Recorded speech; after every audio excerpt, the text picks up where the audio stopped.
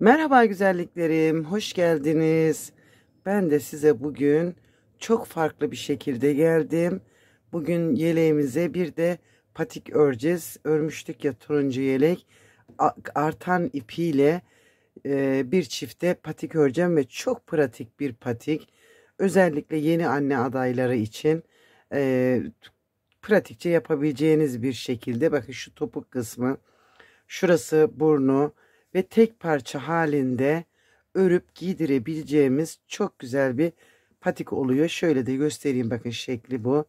Diktikten sonra, katladıktan sonraki geldiği hali böyle. Şöyle de göstereyim, bot gibi de duruyor. Gayet de güzel duruyor. Pratikmiş. Yıllarca patik videosu çektim ama bu tür hiç yapmamıştım. Bebeklerde olur güzel hanımlar. Mesela bir 6 aylıkken falan giydirip 1,5 yaşına kadar giydirebilirsiniz. Yumuşacık oldu. Nasıl böyle olduğunu da göstereceğim size, dikimini falan. Yapımı da çok pratik.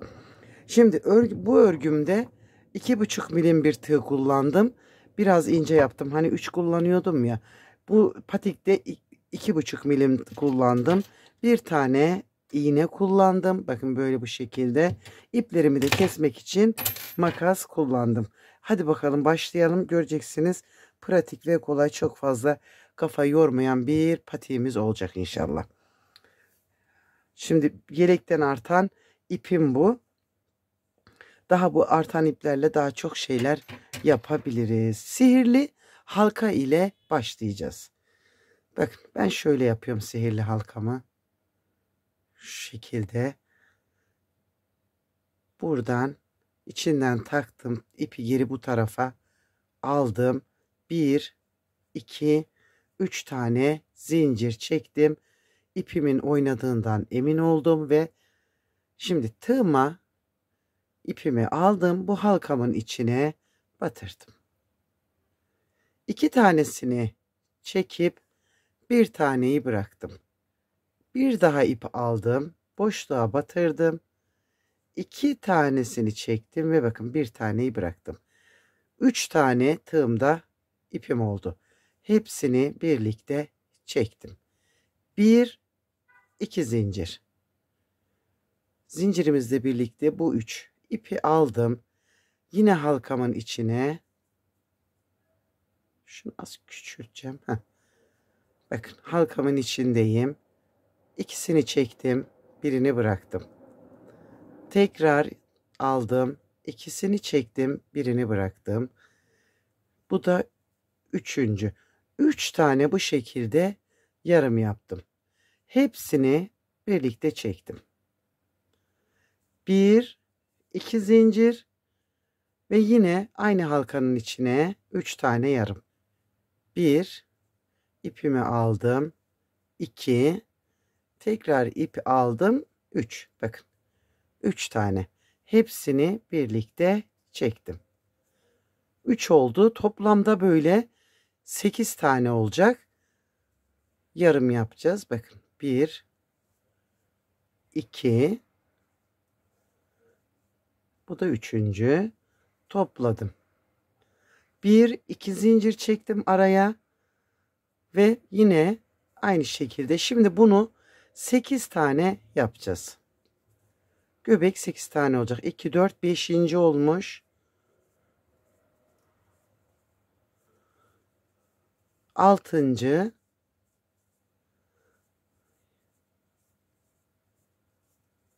7. ve bu da 8. Bakın 8 tane yaptım. 2, 4, 6, 8. Bir zincir çektim. Bakın bu ipimizi şimdi halkamızı düzgün bir şekilde kapattım ve hepsini bakın toparladım. Şimdi bir zincir çektim. Tığımın üzerine ipimi alıp bu ilk topladığımın tepe noktasına batırdım. Bakın tığıma ip aldım. Tepe noktaya batırdım. Hepsini birlikte çektim. Şöyle bir köşem oldu burada bakın. 1, 2, 3 zincir. Aynı bu boşluğa bakın. bu yaptığımız boşluğun içine şimdi yine yarım yapacağız. 1 2 zincirle birlikte burası 3. Bir üst sıraya çıktık. Bir zincir çektim ve ilk boşluğun içine bakın. İlk boşluğun içine, sıradaki ilk boşluğun içine 3 tane trabzan yapacağız. 1 2 3 şöyle. Bir zincir, sıradaki boşluğun içine batırdım. Yarısını çektim. Tekrar aynı altta yaptığımız gibi 3 tane. Bakın böyle 3 tane yarım yaptım. Hepsini birlikte topladım.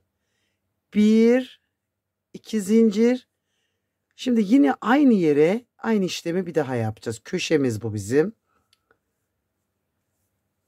2 ve 3 şöyle.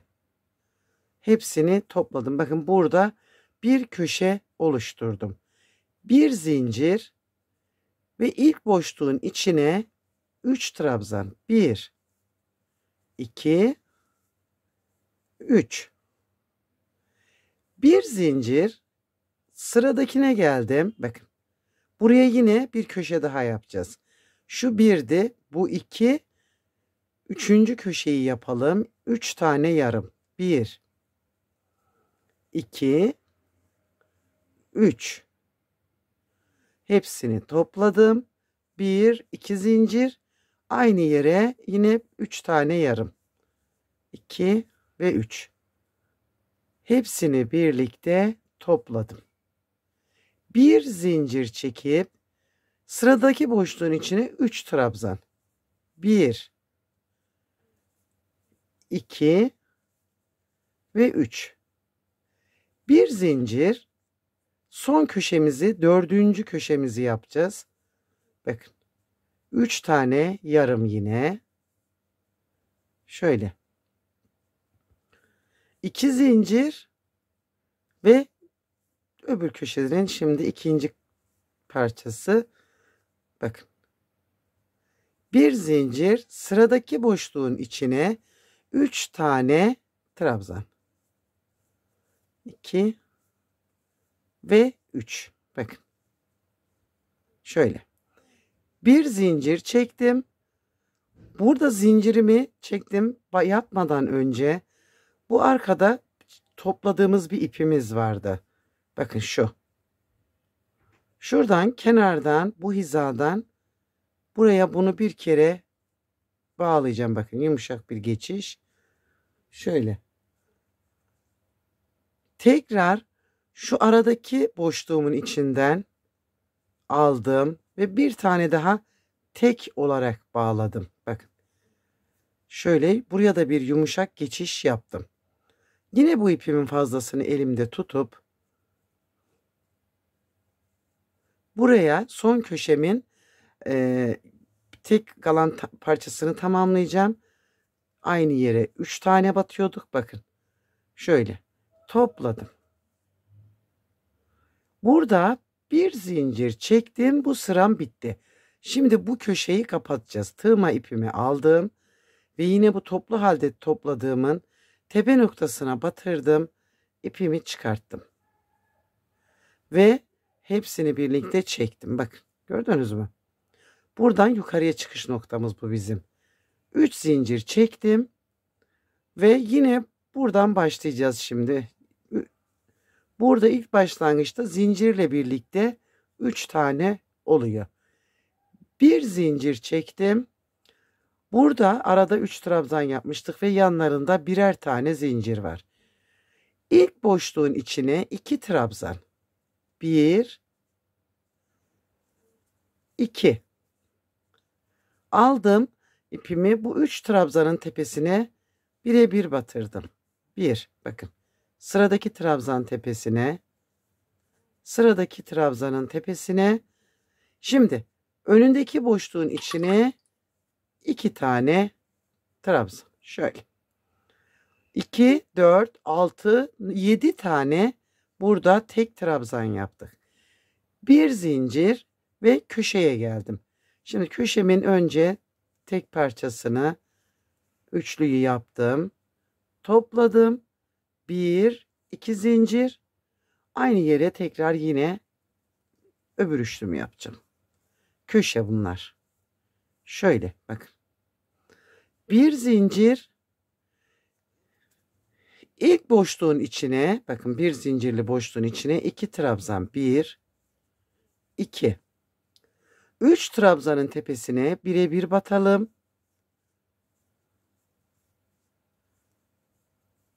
Ve önümüzdeki boşluğun içine 2 trabzan. Bakın. Şöyle. Bir zincir. Şimdi geldik köşeye yine. Bakın. Hemen bir yarım, ikinci yarım, üçüncü yarım trabzanımı yaptım. Topladım. 1 2 zincir ve aynı yere şimdi ikincisini yaptım ve topladım. Bir zincir, ilk boşluğun içine 2 trabzan. Yani bir yerde ne yaptıysam burada, ne yaptıysam burada aynısını yaptım. Şimdi aralarda 7'şer tane trabzanım oldu. Bakın, bir zincir, köşeye geldim. Burayı biraz hızlandıralım. Aynı şeyleri anlatıyorum. Evet. Şimdi son kenarımdayım.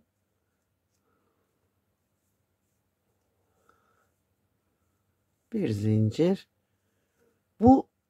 Buralardaki bir zincir çekme amacım çok delik olmasın diye yaptım.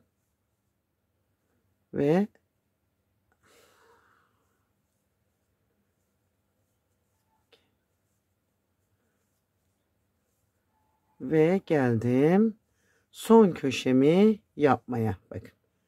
Şimdi burada birini yaptık bunu çıkarken. Şimdi ikincisini yapalım. 2. Bir zincir çekip tığımıza ipimizi alalım.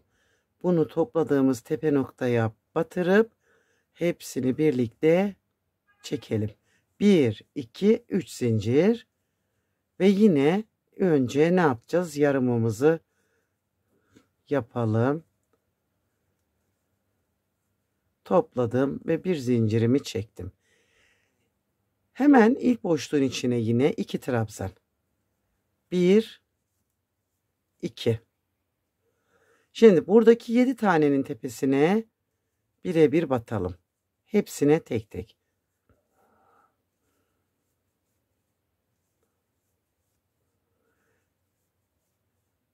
Bakın, batırdım. Her kenarda 4 tane artırmış oluyoruz. Şimdi ilk boşluğun içine, yine önümdeki boşluğun içine 2 tane trabzan yaptım. Bakın. 2 4 6 8 10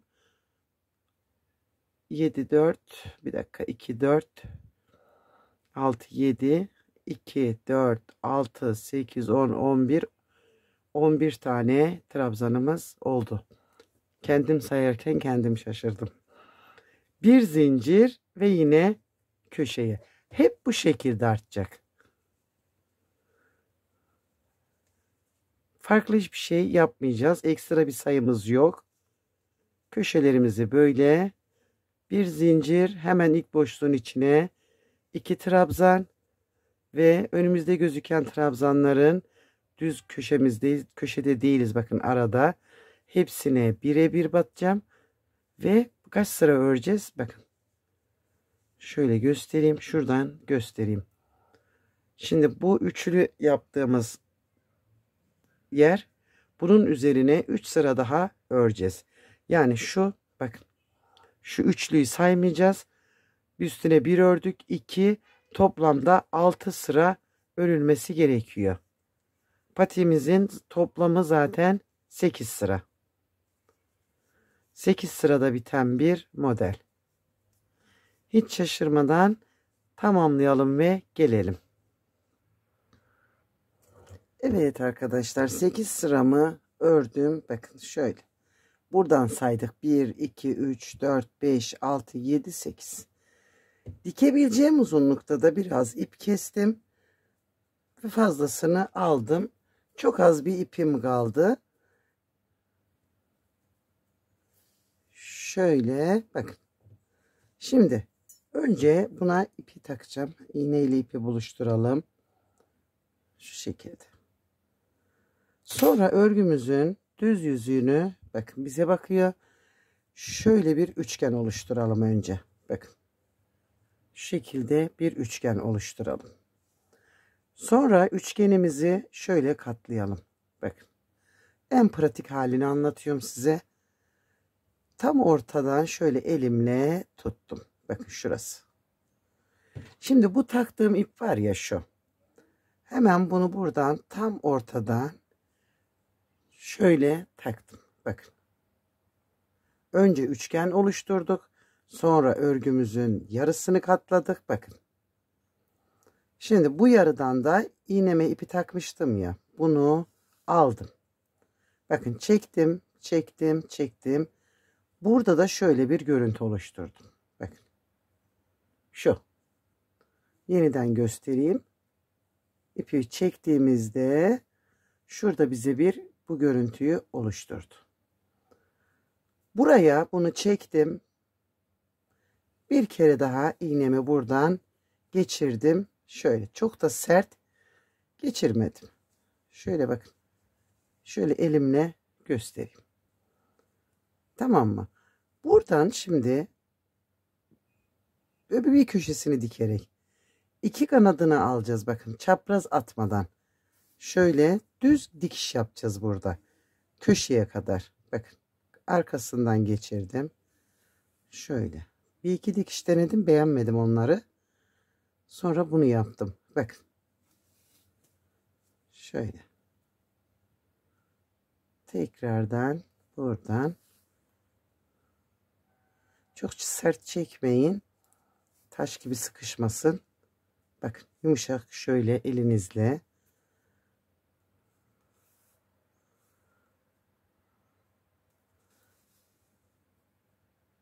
Ve buradakini de aldım.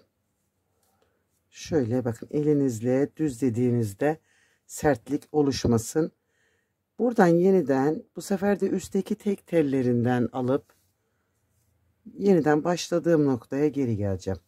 Bakın üstlerindeki tek tellerinden alacağız. Şöyle. Şöyle. Buradan öbür köşemizi de aynı şekilde dikeceğiz. Şuraya geldim. Heh. Bakın. İpimi buradan hemen bu tarafkine aldım. Ve burayı aldım elime şimdi şöyle parmağımla. Aynı dikme şeklini bu sefer de buna yapacağız. Aşağı ineceğiz. Yukarı çıkacağız. Evet burayı da aynı mantıkta diktim. Şimdi köşeyi tutmuştuk ya burada. Bakın şöyle burayı elimizle tutalım. Şöyle tutalım ve burada çapraz dikiş atarak dikeceğim. Bakın şöyle her iki ilmekten aldım. Her iki ilmekten aldım. Böyle o köşeye kadar dikeceğim. Ters dikmeye başladığım için dikemedim. Şurada hemen hatamdan döneyim. Şöyle bakın. Böyle daha kolay dikebiliriz. Evet. Oraya kadar bu sefer de burayı dikeceğim. Pratik bir patik. Hiç yapmadığım bir model. Bir daha yapar mıyım bilmiyorum. Ama kolay. Hani yeni acemi arkadaşlarımız için pratik. Öyle diyeyim. Çabucacık ördürüp artan ipinizi değerlendirerek yapabilirsiniz. Şöyle ben size daha farklı bebek patikleri gösteririm inşallah. Bu tür şeyler çok izleniyor. O yüzden yaptım. İnşallah benimki de izlenir. Şimdi buradan ne yapacağız biliyor musunuz mu? Burayı da şöyle elinizde tutun. Yine şu şekilde tutalım. Bakın bunu yarıdan biraz bu tarafa alacağım. Şöyle. Bir iki tane ilmek bu tarafını alacağım. Yani yarıyı bu taraf yarıdan fazla olan yer. Burası yarıdan biraz az olan yer. Hiç şey yapmadan yine buradan böyle döne döne oraya kadar dikeceğiz.